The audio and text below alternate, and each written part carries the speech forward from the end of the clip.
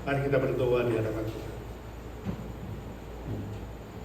Bapa di surga, Engkau adalah Allah yang maha besar, maha mulia, maha agung, maha kuasa, maha baik. Kami bersyukur untuk pekerjaan tangan-Mu yang setia, yang tidak pernah meninggalkan kami. Tuhan Yesus, kami bersyukur untuk keselamatan yang sudah Kau berikan kepada kami. Kematian-Mu mengampuni dosa-dosa kami, dan kebangkitan-Mu menjamin kami pasti mendapatkan hidup yang kekal. Tak ada satupun yang bisa dibandingkan dengan cinta kasih-Mu dan berkat yang istimewa ini, ya Tuhan, yang bernilai kekal. Biarlah kasih-Mu sekali lagi tercurah dalam hidup kami, ya Tuhan, dalam hati jiwa kami, agar kami semakin hari semakin mengasihi Tuhan, dan semakin hari semakin mengasihi sesama manusia. Kami mau belajar firman-Mu pakai hamba-Mu yang lemah dan terbatas ini. Jadikan dia saluran berkat buat kami, Tuhan, agar nama-Mu dimuliakan. Dan kami yang sudah datang dalam kelelahan kami, dalam seluruh aktivitas kami sepanjang hari, beri kami kesegaran yang baru, ya Tuhan, kekuatan sorgawi dan hikmat sorgawi untuk mengerti firman-Mu. Oh, Roh Kudus, Engkau yang menerjemahkan firman-Mu dalam kehidupan kami masing-masing. Tolong kami agar tidak menjadi pendengar-pendengar saja, tapi kami menjadi pelaku-pelaku firman Tuhan. Dalam nama Tuhan Yesus kami berdoa dan memohon berkat Tuhan. Amin. Saudaraku yang kekasih, pernahkah saudara mendengar, entah dari siapa, mungkin teman saudara, berkata, agamaku adalah agamaku, agamamu adalah agamamu? Pernah gak? Coba manggut-manggut yang pernah. Pernah temanmu bilang sama kamu, khususnya yang tidak seiman denganmu, right? Agamaku adalah agamaku, agamamu adalah agamamu. Artinya apa? Jangan campur urusan agamaku. Jangan coba-coba kamu berusaha untuk menginjili aku. Jangan kamu memaksa saya pindah ke agamamu. Karena agama itu adalah soal pribadi. Agama itu adalah soal keputusan masing-masing. Jangan ganggu aku soal iman. Nah, kalau saudara manggut-manggut bilang pernah mendengar itu, ya, bagaimana saudara merespon?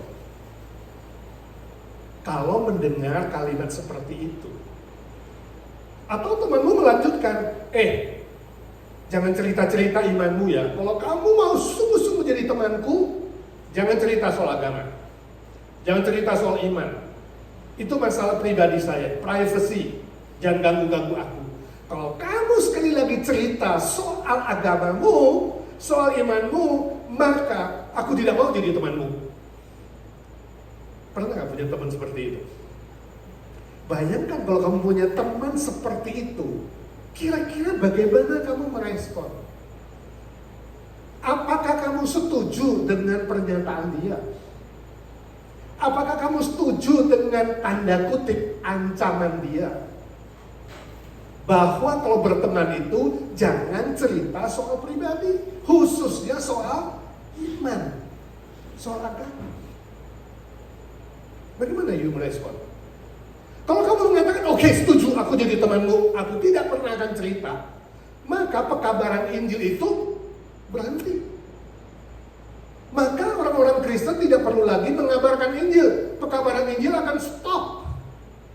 Dan kalau pekabaran Injil itu stop, berhenti, berarti kita tidak melakukan apa yang dikatakan oleh Alkitab. Alkitab tidak mengajar seperti itu, bukan? Lalu bagaimana? Bagaimana caranya kita tetap berteman dengan dia, tapi kita juga bisa menceritakan Injil keselamatan yang datang dari Tuhan. Nah, sebelum kita belajar bagaimana caranya mengabarkan Injil dengan bijaksana, dengan penuh hikmat, malam ini saya ingin mengajak kita memikirkan sebuah judul, yaitu sebuah tema, kenapa harus mengabarkan Injil? Kenapa kita orang-orang Kristen harus mengabarkan Injil?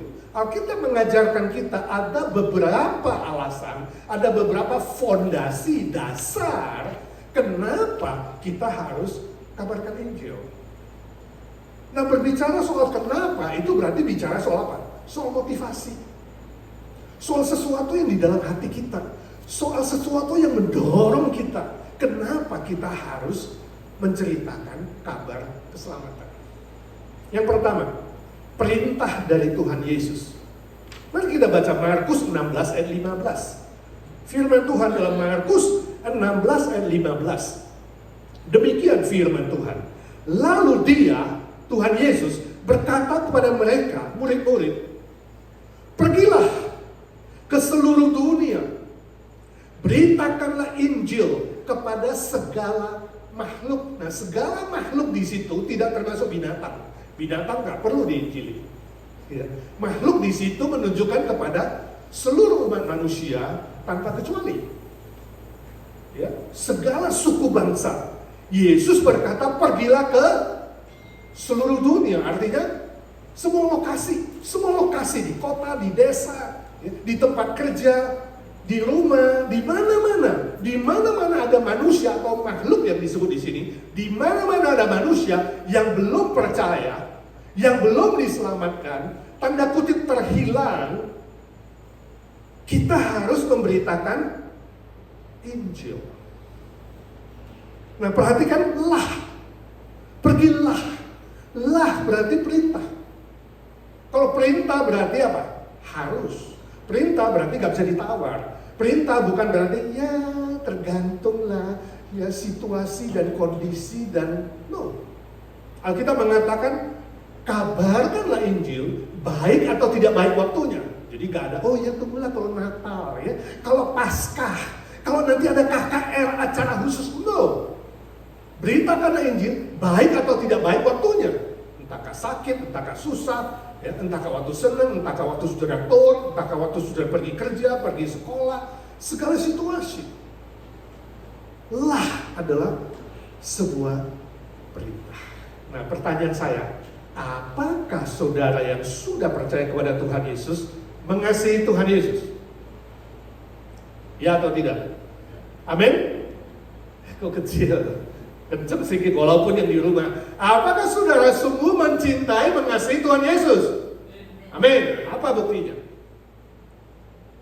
Kalau saudara hari ini mengatakan, Tuhan Yesus aku mencintaimu, apa buktinya? Ada nggak tulisannya di Alkitab? Yesus bilang apa? Yohanes 14 ayat ke-15 berkata, Yesus berkata, kalau engkau sungguh-sungguh mengasihi aku, engkau akan menuruti perintahku. Itu tandanya. Jadi kalau saudara belum mentaati perintah Tuhan, jangan cepat-cepat bilang apa? Tuhan aku cinta padamu. Sampai nyanyinya, waduh hebat ya. Mencintai Tuhan, tapi gak mau lakukan perintah Tuhan. Nah, salah satu perintah Tuhan Yesus adalah apa? Beritakanlah Injil. Jadi kalau saudara mengatakan hari ini aku sungguh-sungguh sudah menerima Tuhan Yesus, di hatiku ada cinta kasih dari Tuhan. Tuhan Yesus sudah mengasihi aku dan menyelamatkan aku. Saya akan bertanya, buktinya apa? Buktinya apa di dalammu ada cinta? Kalau kamu ada cintanya Tuhan, kamu ingin membagikan cinta itu kepada orang lain. Betul? Karena kamu punya. Kamu tahu itu baik. Kalau kamu makan enak, kamu ingin bagikan teman. Halo? Enak ini ya, kue tiaw cali ayam, bayangkan. Kue tiaw cali ayam berarti apa? Ayam cuma diambil lidahnya, itu masih enak banget. Mahal itu. Begitu kamu makan enak, kamu pengen cerita, kemarin gua makan tuh di restoran apa? China for me. Enaknya bukan main. Pengen cerita bukan? Nah, kalau kamu sungguh tahu keselamatan dari Tuhan Yesus itu baik dan berharga dan bernilai kekal lebih dari kue tiaw cali ayam, masa kamu gak cerita ya kepada orang lain, kepada teman? Jadi pertanyaannya, salah satu bukti kamu sungguh-sungguh mengasihi Tuhan adalah kamu akan tanya, apakah saya sudah mencintai orang lain? Tuhan Yesus mengatakan seluruh intisari dari Alkitab kita ini, Perjanjian Baru dan Lama, ya, kitab Taurat dan para nabi diringkas dalam Perjanjian Baru, dan seluruh Perjanjian Baru isinya adalah kasihlah Tuhan Allahmu dengan segenap hati, segenap jiwa, segenap pikiran, segenap kekuatan, dan kasihilah sesamamu manusia. Mana lebih penting, mengasihi Tuhan atau mengasihi sesama? Lalu mana lebih penting? Sama, hukum yang sama, kata Tuhan. Mengasihi Tuhan gak kelihatan. Kelihatannya apa? Kamu mengasihi manusia dengan menceritakan kasih Tuhan, Injil keselamatan. Nah, melanjutkan cerita kita tadi, kembali ke soal temanmu tadi yang mengatakan, kalau mau jadi temanku, jangan kamu berani cerita-cerita soal agama, soal iman. Nah, bagaimana kamu jawab? Kamu kali ajak dia bicara, kamu bilang, aku sangat ingin jadi temanmu. Tapi permisi tanya, apa yang mendasari pertemanan kita, persahabatan kita itu dasarnya apa? Ya, tentu saling mengasihi, bukan? Kalau teman nggak bisa saling mengasihi, bukan teman namanya. Ya, kamu mengasihi aku mengasihi kamu, kita saling mengasihi. Kalau kamu setuju bahwa dasar persahabatan kita adalah kasih, maka kita saling berbagi. Kamu punya hal yang baik, kamu bagi ke aku punya hal yang baik, aku bagi ke kamu. Bukan hanya soal makanan, juga soal hal-hal lain, materi, baju, apalagi minuman, kopi. Karena manusia punya apa? Punya fisik, juga punya roh. Kita akan saling berbagi juga dalam hal rohani, spiritual. Jadi bukan saya akan memaksa kamu mengikuti imanku, enggak. Saya enggak berhak memaksa kamu. Ya. Saya tidak berhak, kamu punya free will 100%. Ya. Tapi kalau saya ada hal yang baik, saya akan cerita. Saya mengalami hal yang baik, izinkan saya cerita. Hanya menceritakan pengalamanku. Bagaimana saya diselamatkan secara rohani. Bagaimana saya mendapat berkat secara rohani. Cerita, 5 menit, 10 menit. Dan saya janji, kalau kamu sudah mendengarkan cerita saya tidak akan cerita lagi. Fair gak? Fair gak? Kalau dia bilang, saya gak mau dengar, gak mau jadi temanmu. Apa boleh buat kalau sudah begitu ya? Berarti kita bukan mendasari persahabatan kita dengan kasih. Kamu punya yang baik, cerita. Silahkan. Saya punya yang baik, saya cerita. Jadi tugasmu adalah apa, saudaraku? Bercerita. Sebagai orang Kristen kita tidak berhak memaksa orang lain untuk pindah agama. Sebagai orang Kristen kita tidak berhak menyuruh orang pindah-pindah agama atau memaksa dia, apalagi memaksa. Jadi di dunia mana ada sih persahabatan yang baik, kasih yang sejati tidak boleh memaksa. Tapi Tuhan mau kita bercerita. Itu aja. Tugas kita adalah bercerita. Siapa yang bertugas membuat dia yakin dan percaya? Siapa? Roh Kudus. Doakan dia waktu kamu cerita. Sebelum cerita, doakan dia. Tapi tugasmu adalah cerita, bukan diam. Nangkep gak, saudara? Jadi kalau ada temanmu yang berkata demikian, ajak dia bicara baik-baik, ya, bahwa kamu cerita itu karena ya, apa? Ingin berbagi hal yang baik. Seperti kalau kamu dapat makanan enak, seperti kalau kamu dapat hadiah, ya, dapat mobil baru, cerita. Dapat baju baru, cerita hal-hal yang baik. Dan ini ada hal, kamu mau mati tadi, gak jadi, diselamatkan, masa gak cerita, ditabrak mati aja kamu cerita. Nangkep ya saudara? Kedua, kenapa kita harus mengabarkan Injil? Kehendak Bapa di sorga. 2 Petrus 3 ayat 9. 2 Petrus 3 ayat 9. Demikian firman Tuhan. Tuhan tidak lalai menepati janjinya. Sekalipun ada orang yang menganggapnya sebagai kelalaian. Tapi dia sabar terhadap kamu. Karena dia menghendaki supaya jangan ada yang binasa. Perhatikan. Dia, Tuhan, Bapa di sorga, menghendaki supaya jangan ada yang binasa, melainkan supaya semua orang berbalik dan bertobat. Ya. Jadi kehendak Bapa menghendaki. Ya, istilah kehendak di sini artinya apa? Keinginan hati. Bapa di sorga punya keinginan hati supaya apa? Jangan ada yang binasa. Semua bertobat, berbalik, menerima Injil keselamatan. Sebenarnya kalau Bapa di sorga mau, bisa nggak dalam satu malam? Bisa nggak membuat seluruh dunia bertobat dalam satu malam? Bisa nggak? Bisa, banyak caranya. Suruh aja bintang berbaris di langit dengan tulisan, cukup tulisan satu kalimat. Percayalah kepada Tuhan Yesus Kristus, maka kau akan diselamatkan. Kira-kira orang tobat nggak? Kalau bintang berbaris satu kalimat, saya yakin seluruh dunia tunduk.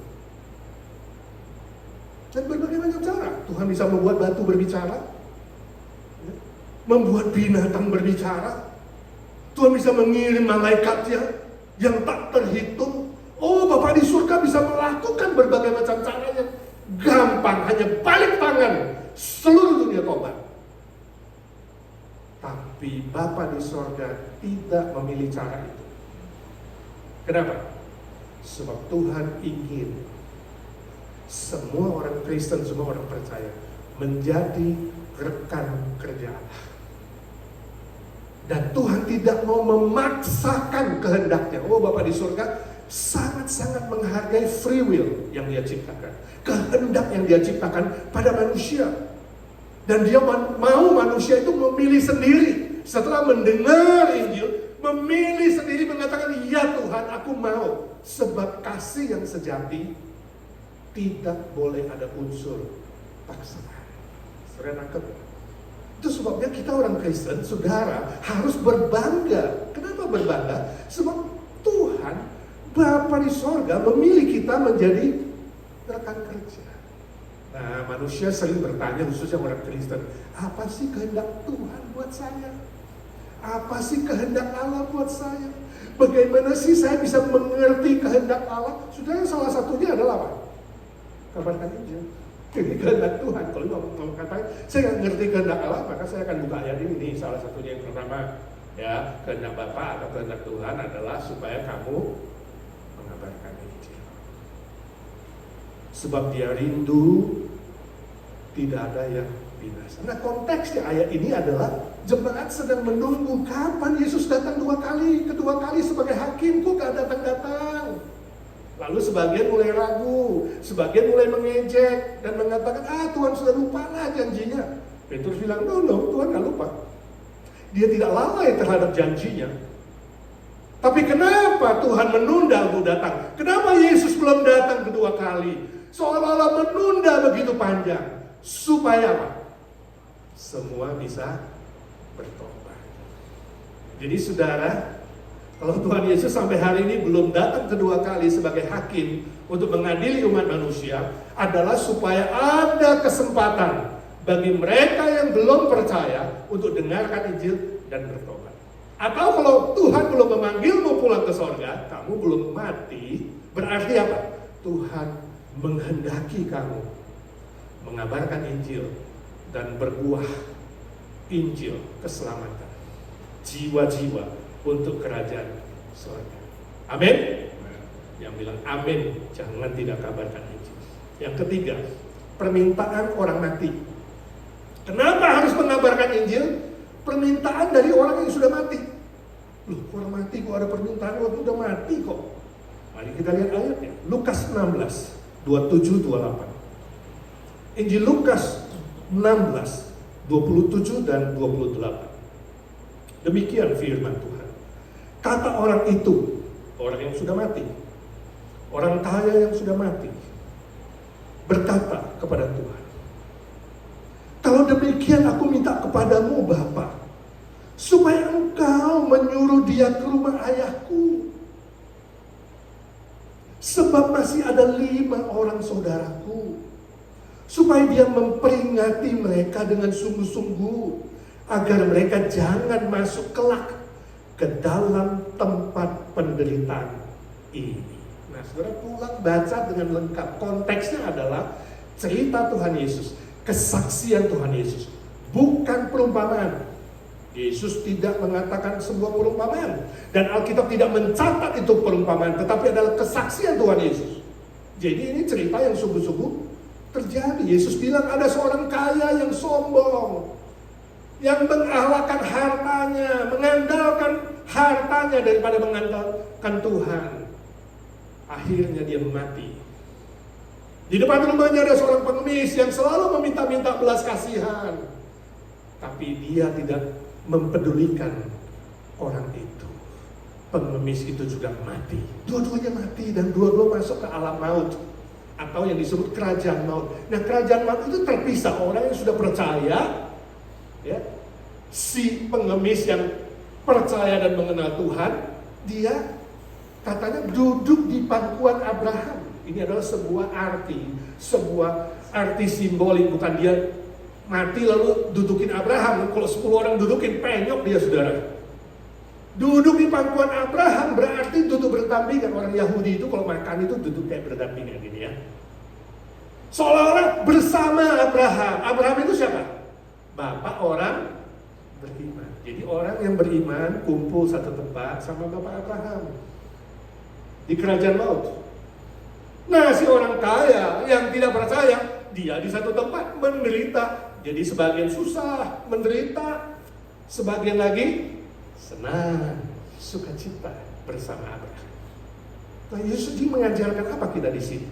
Ya, Yesus ingin mengajarkan kepada kita bahwa ada jurang yang sangat luas antara orang yang tidak percaya dan orang yang percaya. Rohnya beda. Itu sebabnya orang yang tidak percaya itu disebut masuk penjara roh. Jadi kerajaan maut itu seperti penjara. Ada jurang yang jauh. Si orang kaya itu menderita dan dia bilang, "Oh Bapak Abraham, kirimkan bantuan belas kasihan, saya kehausan."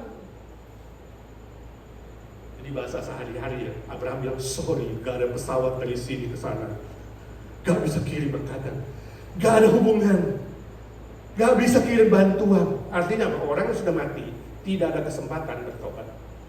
Orang yang sudah mati tidak ada kesempatan untuk percaya. Orang yang sudah dipisahkan gak mungkin bisa menyeberang dari tempat penderitaan ke tempat yang senang. Jurangnya terlalu jauh, gak ada pesawat, gak ada transportasi. Jurangnya terlalu jauh. Indah ya.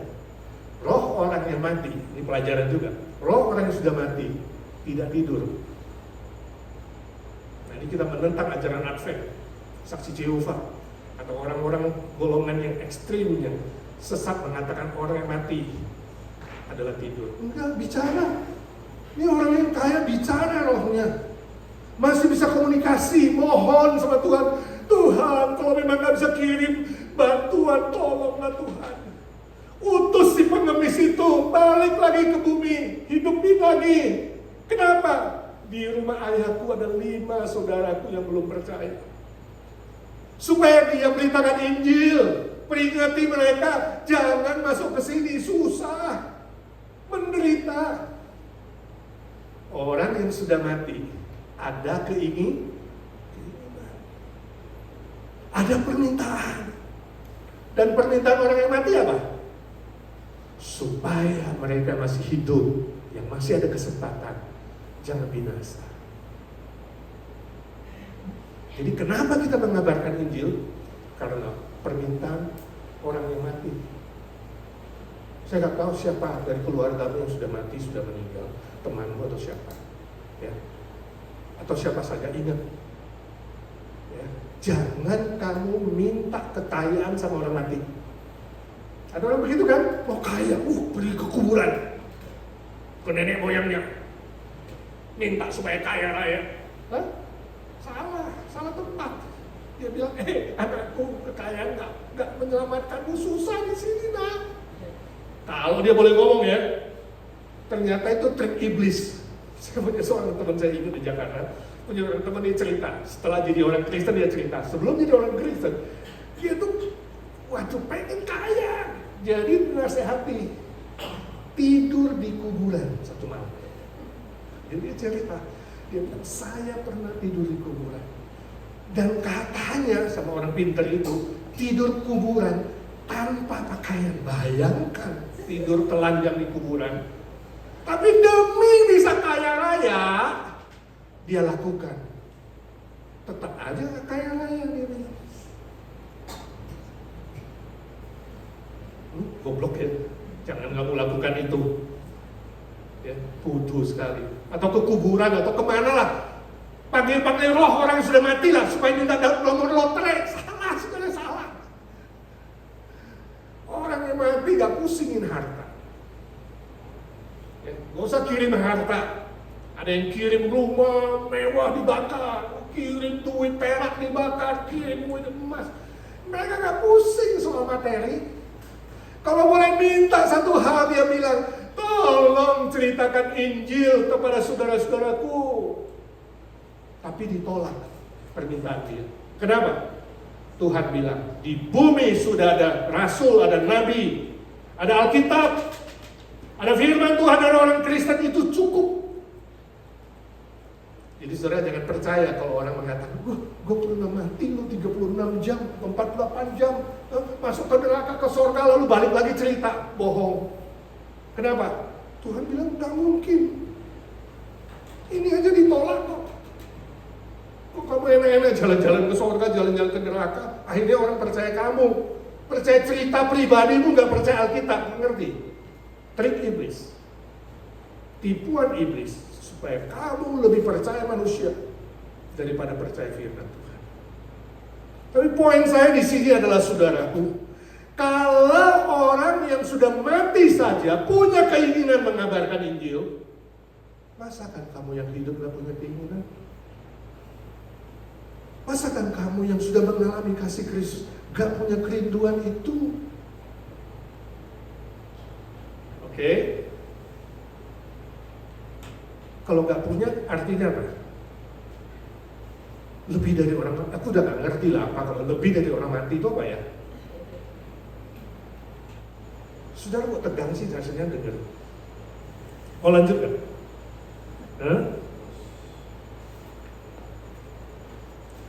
Terakhir.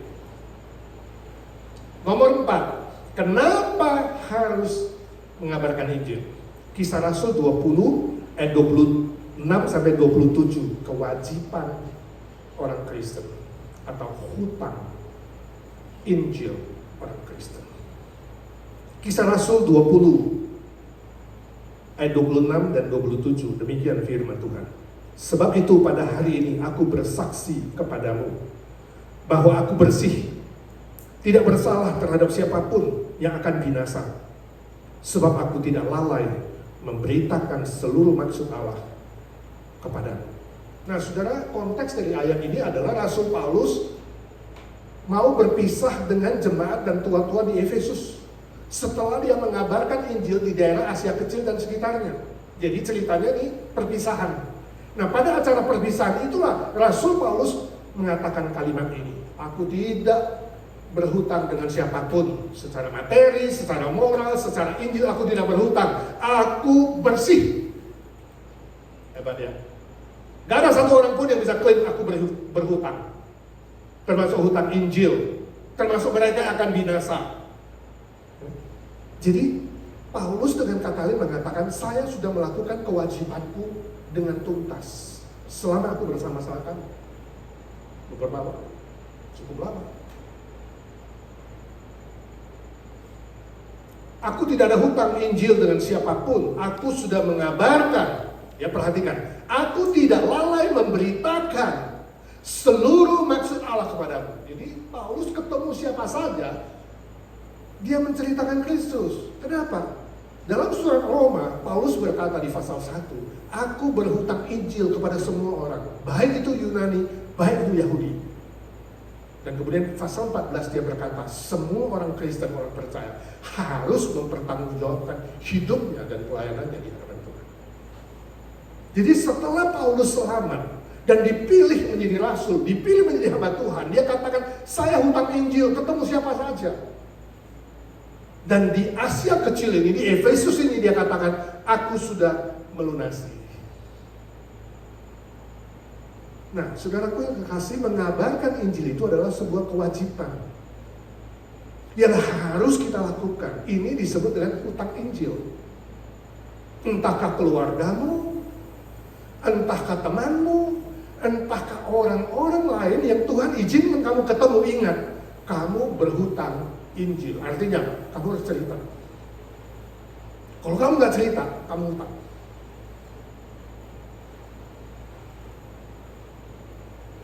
Jangan lupa ada satu orang dia tanya pada saya, Pak, setiap kali saya cerita Injil, selalu ditolak, dimaki. Khususnya kepada keluarga. Saya katakan, coba sekali lagi dan make sure, yakinkan dirimu, kamu sudah menceritakan sejelas-jelasnya Injil Kristus, bahwa Tuhan Yesus mati, menanggung hutang dosamu, dan Tuhan Yesus bangkit, memberimu jaminan hidup kekal. Itu Injil, salib, kebangkitan. Kamu tidak berhak memaksa dia percaya, tapi kamu berhutang, harus cerita. Kalau kamu sudah cerita, kamu bilang, ini terakhir, aku gak cerita lagi. Supaya nanti kalau ketemu Tuhan, kamu tidak malu, kamu tidak dituduh berhutang Injil. Saudara nangkap gak? Ya. Saya ingat seorang anak muda, wanita. Ya. Dulu waktu saya jadi pembina komisi pemuda di sebuah gereja, ada seorang wanita, anak muda, belum menikah, dia kerja. Suatu kali dia datang ke gereja dan dia bilang, Pak, saya hari ini mau cerita. Saya senang tapi saya juga malu. Loh, maksudnya apa?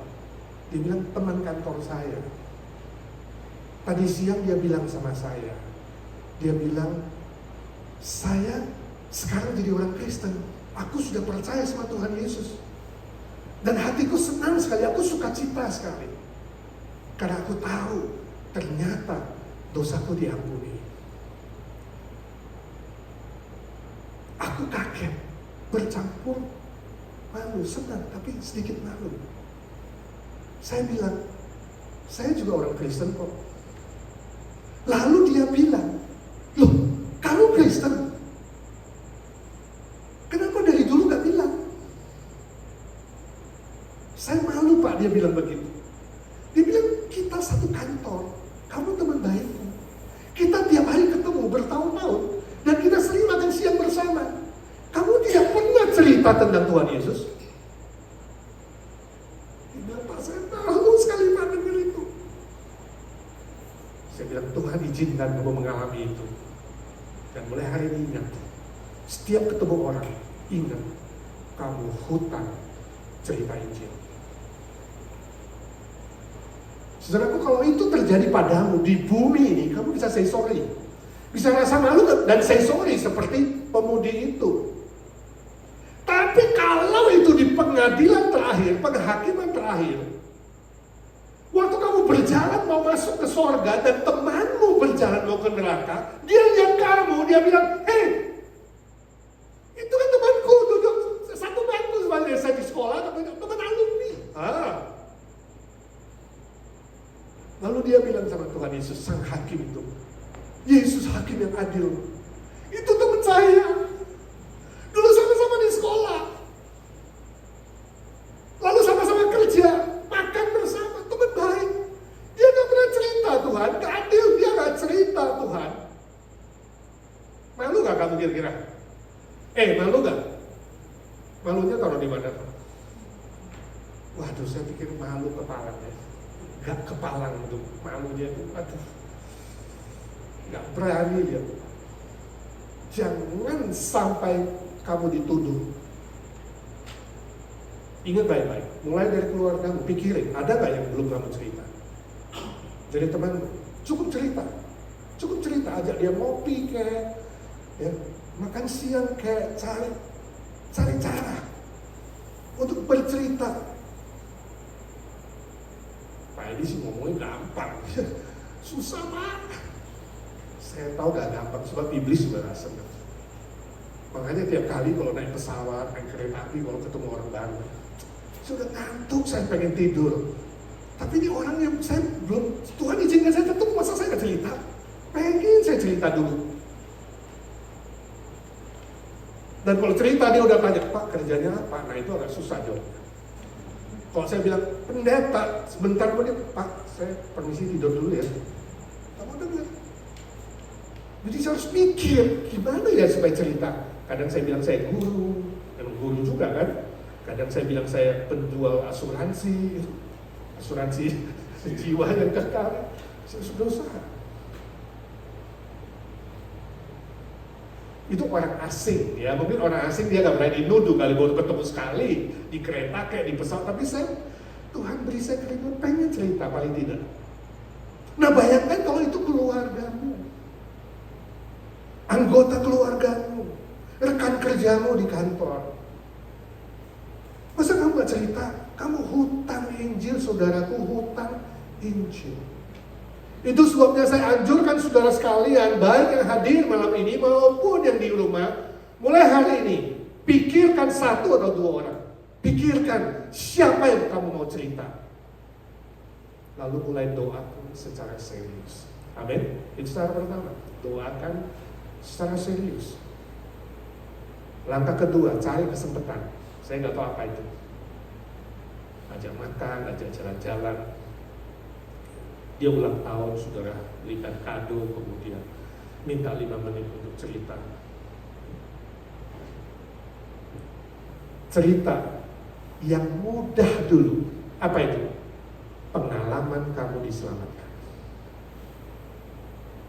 Bagaimana kamu diselamatkan? Bagaimana kamu bisa terima Tuhan itu cerita karena pengalaman kamu. Ya.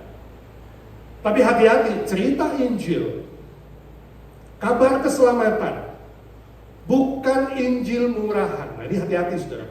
Saudara harus membedakan antara berkat yang universal untuk semua orang, mutlak, yaitu keselamatan jiwa untuk semua orang, yaitu pengampunan dosa dan hidup kekal. Ini semua orang pasti dapat kalau percaya Yesus. Harus bedakan berkat mutlak dengan berkat yang relatif, yang bersifat pribadi bukan universal. Saudara jangan membalikkan Injil dari Injil murahan. Saya ingat seorang teman di Jakarta. Suatu hari dia cerita, Pak saya sedih sekali. Kenapa? Saya ceritakan Yesus pada teman saya. Saya bilang Yesus akan memberkati kamu. Kalau kamu percaya, bisnismu akan lancar, kamu akan diberkati, ya sehat, Tuhan juga bisa sembuhkan, lakukan mujizat. Lalu saya ajak dia ke gereja. Baru pertama kali ke gereja, Pak. Pulang gereja, tabrakan.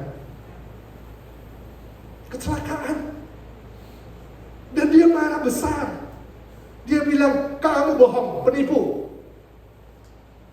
Tuhan Yesus, Tuhan apaan? Gua ke gereja dengerin, ikutin kamu. Ternyata gua kecelakaan. Saya nggak tahu kecelakaan kenapa. Mungkin dia mabuk, mungkin dia ngantuk. Bisa aja terjadi kan?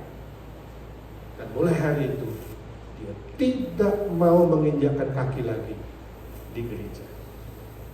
Nah ini disebut Injil murahan. Mengabarkan berkat yang bonus dulu, yang pribadi dulu. Saudara lupa yang mutlak dulu. Yang dibalik-balik. Ya. Injil keselamatan, jiwanya diselamatkan, dosanya diampuni. Itu pasti. Itu gak mungkin salah. Tuhan bisa sih memberkati dengan menolong, yang membuat kaya, membuat sehat, menyembuhkan sakit, bisa. Tapi itu bonus.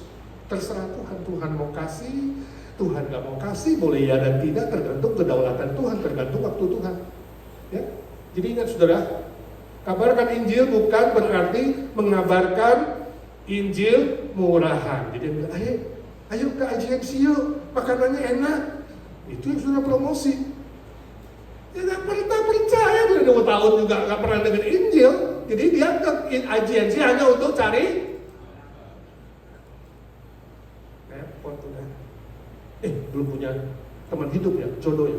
Ke IGMC yuk, banyak cewek cakep. Jadi ke IGMC hanya untuk cari cewek. Gak heran kita punya orang-orang Yang kropos, kena singgung dikit pecah udah. Karena belum pernah mengenal kasih Kristus. Jangan beritakan Injil murahan. 1, 2, 3. Tapi salib dan kebangkitan. 1, 2, 3. Itu Injil. Salib mengampuni dosamu. Kebangkitan Kristus menjamin kamu hidup kekal. Pasti. Amin.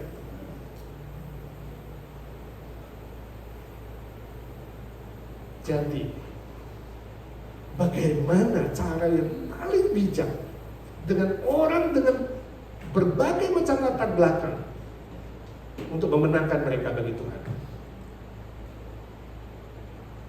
Lain kali kita lanjutkan. Mari kita doa.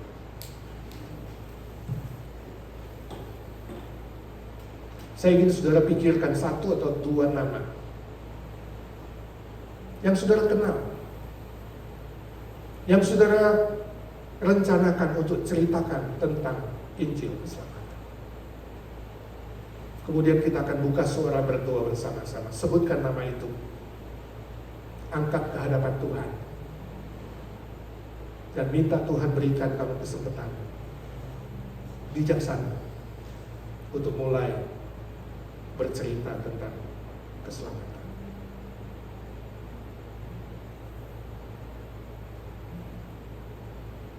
Mengasihi lebih sungguh, mengasihi lebih sungguh.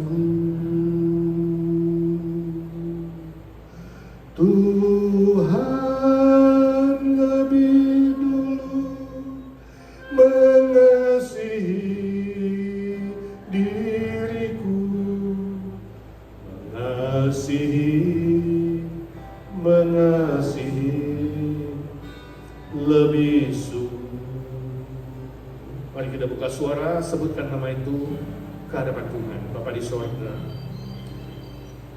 Kau sendiri hadir di tengah-tengah kami, mendengarkan doa kami. Ya Tuhan Yesus, Kau lebih dulu mengasihi kami. Berkati anak-anak-Mu yang saat ini menyebutkan 1, 2 nama di hadapan-Mu. Kami bawa ke hadapan-Mu Tuhan secara serius. Sebelum mereka mendengarkan Injil, lembutkan hati mereka. Siapkan hati mereka seperti tanah yang subur ya Tuhan. Dan pakai setiap pribadi kami dengan bijaksana dari Tuhan, hikmat dari Tuhan. Menciptakan kesempatan dan berani menceritakan dengan penuh kasih tentang keselamatan yang sejati di dalam Engkau ya Tuhan. Jadikan gereja-Mu gereja yang mengabarkan Injil. Jadikan gereja-Mu gereja yang berdoa dan mengasihi, agar dunia tahu kami adalah murid-Mu yang sejati ya Tuhan. Berkati kawan-kawan yang ada mengikuti secara online.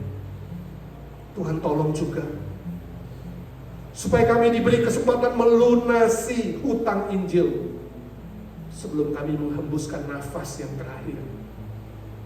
Mulai dari keluarga kami, teman-teman kami, dan orang-orang yang Tuhan izinkan kami bertemu ya Tuhan. Agar kami pulang menghadap-Mu bukan dengan tangan yang hampa, tapi dengan tangan yang membawa nilai-nilai kekal. Ini doa kami. Dalam nama Tuhan Yesus Kristus kami berdoa dan mengambil tekad mengabarkan Injil. Amin. Yang percaya berkata, amin. Allah kuasa melakukan segala perkara. Allahku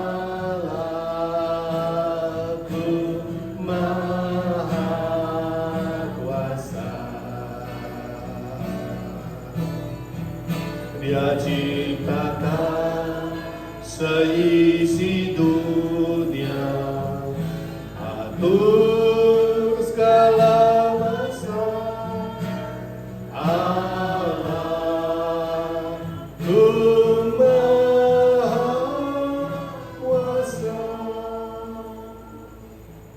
sorga, Engkau Allah yang Maha Kuasa,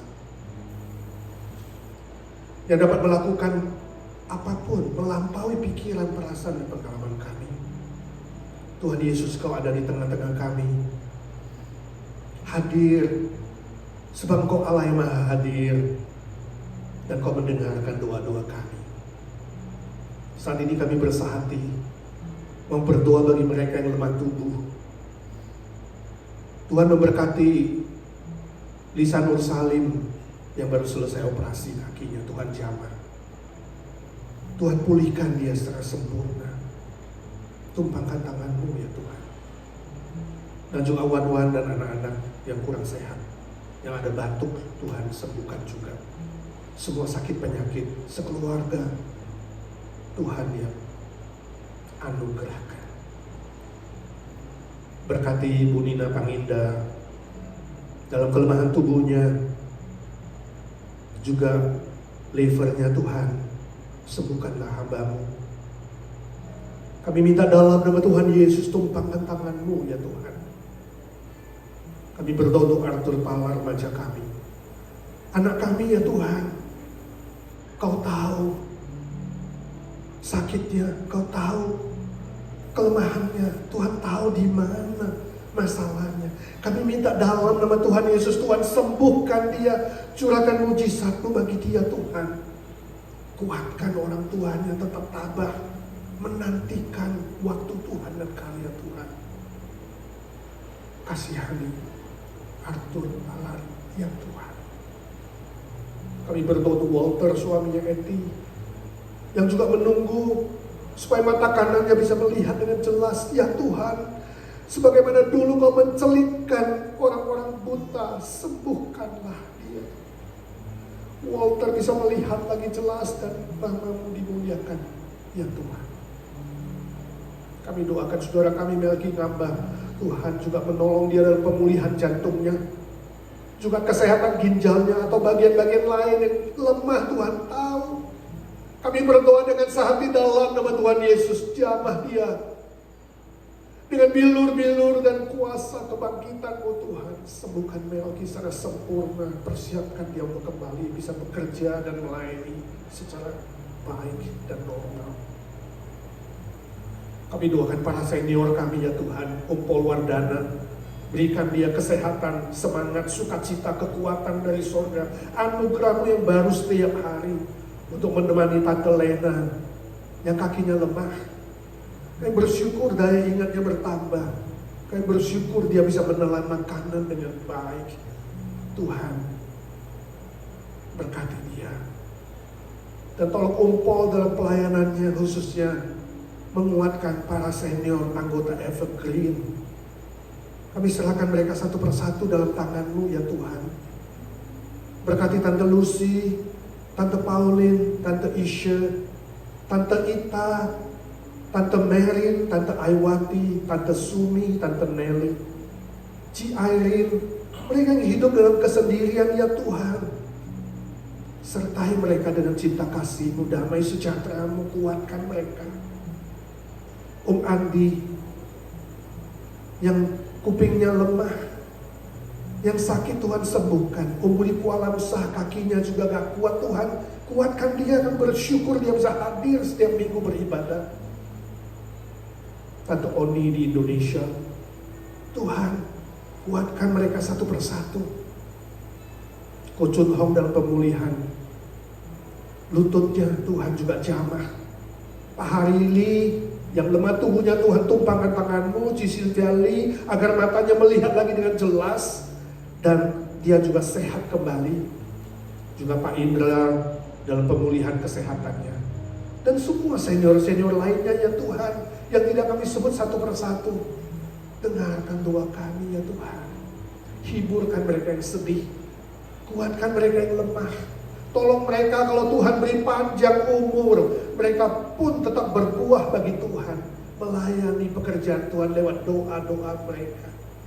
Jadikan mereka prajurit-prajurit doa yang sangat penting dalam peperangan rohani ini. Berkati anak mantu cucu akan takut akan Tuhan, hormat orang tua, dan tahu mengasihi dan mencukupkan kebutuhan mereka. Kami bersyukur untuk Pak Humphrey dan Ci Silvi, Tuhan terus pakai mereka dengan kesehatan, kekuatan yang baru. Untuk adiknya Ko Hombi yang sudah sembuh, kami bersyukur Tuhan beri pemulihan yang total agar dia pun dipakai Tuhan menjadi saksi Tuhan dan keluarga di Surabaya. Terima kasih Tuhan, terima kasih.